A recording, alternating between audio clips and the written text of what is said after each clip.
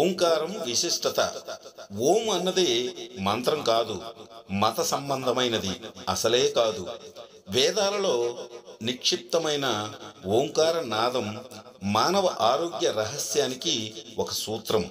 ప్రాచీన కాలంలో ఋషులు వాతావరణ ప్రతికూల పరిస్థితులను తట్టుకొని ఉపవాస దీక్షల్లో కూడా ఆరోగ్యవంతులుగా ఉండడం వెనుక ఓంకార నాదమే రహస్యం. విదేశాల్లోని అనేక యూనివర్సిటీల్లో ఓంకార నాదంపై జరిపిన పరిశోధనలో ఓంకారం మృత్యుంజయ జపం అని తేలింది. నాభిలో నుంచి లయబద్ధంగా ఓంకార పదాన్ని పలకగలిగితే మానవుడి ఆరోగ్యం పరిపూర్ణంగా ఉంటుంది.